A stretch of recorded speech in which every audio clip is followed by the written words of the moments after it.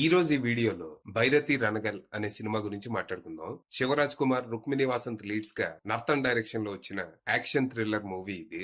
ఈ cinema story ఏంటి, దీని మీద నా ఒపీనియన్ ఏంటనేది ఇప్పుడు తెలుసుకుందాం పదండి. ముందుగా ఈ సినిమా స్టోరీ ఏంటంటే, ఈ కథ రోనాపురం అనే ఊళ్ళో జరుగుతుంది. అక్కడ మన హీరో రణగల్ చిన్నప్పటి నుంచే తన ఊరి సమస్యల మీద పోరాటాలు మొదలు పెడతాడు. తాగునీటి కోసం తన ఊరి ప్రజలు పడుతున్న ఇబ్బంది చూసి మనోడు రోజు గవర్నమెంట్ ఆఫీసులకి అర్జీలు పంపుతూ ఉంటాడు. కానీ వాళ్ళు మాత్రం అస్సలు పట్టించుకోరు. ఇక అధికారుల నిర్లక్ష్య ధోరణితో విసిగిపోయిన రణగల్ బతిమాలితే లాభం లేదని బాంబు పెట్టి ఆఫీస్ పేల్చి పారేస్తాడు. తను చేసిన ఈ పని వల్ల ఊళ్ళో ఉన్న నీటి సమస్య అయితే తీరుద్ది గాని, దాంతో పాటు మనోడికి 21 సంవత్సరాల జైలు శిక్ష కూడా పడుద్ది. అలా మనోడు జైల్లోనే లా చదివి లాయర్ అవుతాడు. ఇక శిక్ష పూర్తయ్యాక రణగల్ రోనాపురం తిరిగొచ్చి అక్కడే ప్రాక్టీస్ మొదలెడతాడు. ఈ 20 సంవత్సరాల్లో ఆ ఊరు ఎంతో మారిపోద్ది. అక్కడికి ఒక పెద్ద ఇంటర్నేషనల్ మైనింగ్ కంపెనీ కూడా వస్తది. ఊళ్ళో చాలా మందికి ఆ మైనింగ్ కంపెనీలోనే ఉద్యోగాలు కూడా వస్తాయి. దాంతో మన రణగల్ ఊరు బాగుపడిందని హ్యాపీగా ఫీల్ అవుతాడు. కానీ మైనింగ్ ముసుగులో ఆ కంపెనీ చేస్తున్న అన్యాయాలు, అక్రమాలు అన్ని ఇన్ని కావు. ఆ కంపెనీలో పనిచేసే వాళ్ళు వర్కర్స్ కాదు, బానిసలు. వాళ్ళు చెప్పిన పని చెయ్యాలి, ఇచ్చింది తీసుకొని పోవాలి, అంతే.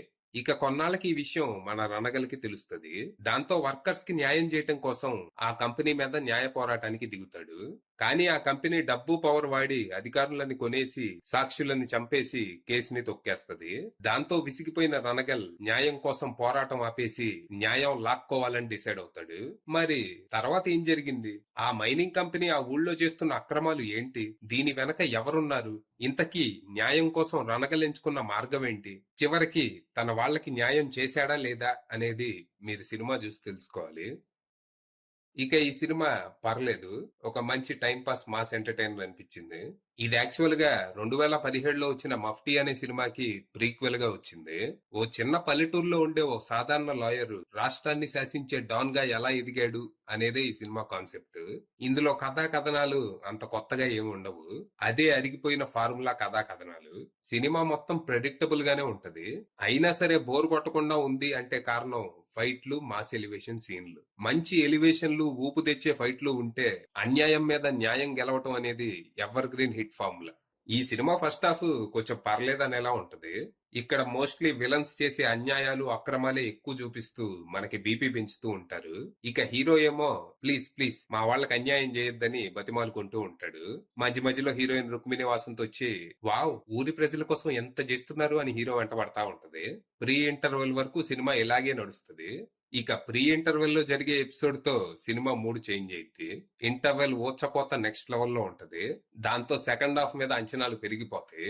సెకండ్ హాఫ్ మరీ అద్దిరిపోకపోయినా బానే ఉంటది. ఇక్కడ మోస్ట్లీ హీరోకి విలన్ కి మధ్య చిన్న మైండ్ గేమ్ నడుస్తూ ఉంటది. హీరోని చంపడానికి విలన్, విలన్ అంతు చూడటానికి హీరో ఎవరి ప్లాన్ లో వేసుకుంటూ ఉంటారు. ఈ ప్రాసెస్ లో వచ్చే కొన్ని ఎలివేషన్లు బాగా వర్కౌట్ అయ్యాయి. ఇక క్లైమాక్స్ కూడా ఓకే అనిపిస్తది.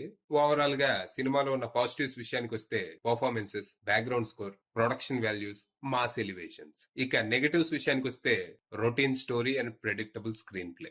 ఫైనల్ గా చెప్పేది ఏంటంటే, మీకు regular mass commercial movies interest ఉంటే ఈ సినిమా ట్రై చేయండి. ప్రస్తుతానికి ఇది ఆహాలో స్ట్రీమ్ అవుతుంది. ఇంట్రెస్ట్ ఉన్న వాళ్ళు అక్కడికి వెళ్ళిపోవచ్చు. అది విషయం.